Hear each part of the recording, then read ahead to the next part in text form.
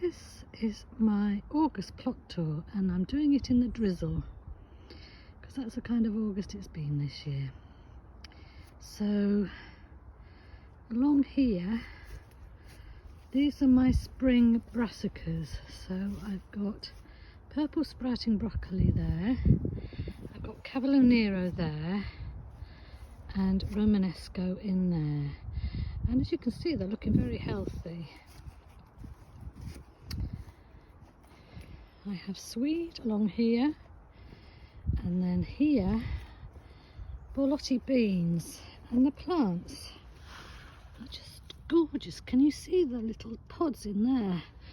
They've been a delight this summer, along with the marigolds. I've really enjoyed this damp weather. This bed along here, I'm getting ready for garlic. There are carrots in that bottom bit. I'm growing pak choi here, which has gone to seed, but I have it on authority, but the leaves are still good. And next to it, I'm growing a row of spinach, and again, that's for the spring. This is where I also had to pull up some tomatoes, very sad. But I've cut back the calendula, and I have some French beans there, so all is not lost. Celery and still some onions. Red cabbage, yum. And white cabbage for making coleslaw in the winter. And my courgettes are still going strong. And my bin area for compost is going from strength to strength.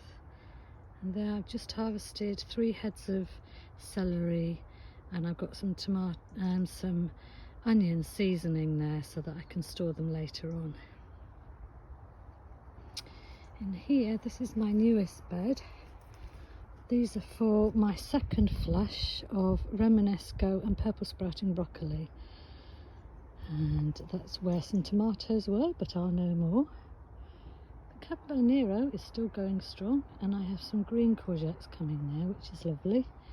My Brussels sprouts, you can see, are just getting enormous now, so I think we'll be all set for winter.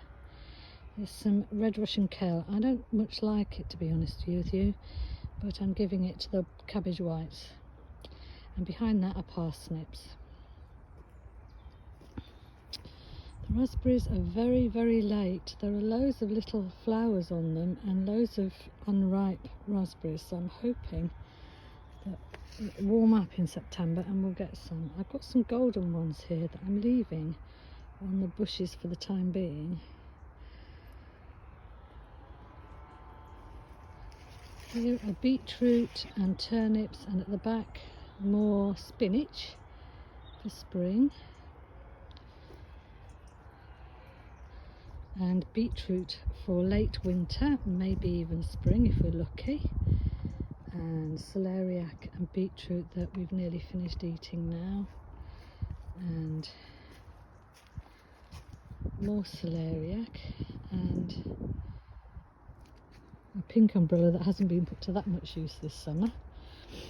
And that's my little wilderness area, and actually there's quite a lot going on in there in terms of bees and insects. And my next door neighbour plot found a big frog that she had put over here this morning, which is very sweet of her. I have leeks growing in there, so fingers crossed. So vigorous are my French beans that it's really difficult to find them, but I can see a few hanging down there, and more enormous sunflowers. And then my runner beans are also doing magnificently well. I already have a full bag in the freezer, and we've been eating them nearly every day. These are my squash, and I'm training them up an arch, which has been quite a revelation. I harvested one of my sweet corn, and it is actually very well pollinated, but it's not ripe yet. I've never grown it before, so I didn't realise these top tassels here have to go brown before it's ready to harvest. And look at this. These are my Uchiki curry squash plants, and they're becoming quite a feature. And down here I have a baby butternut squash that I hand fertilised. I'm hoping that will survive.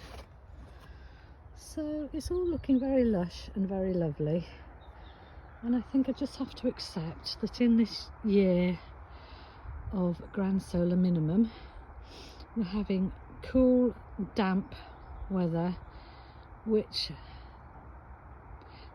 plants for a northern climate absolutely adore and are going bonkers, and plants for a more Mediterranean type climate really don't like at all. So there we are. There is my plot tour. I'll take a little view from the other end. It's still going. See you next month.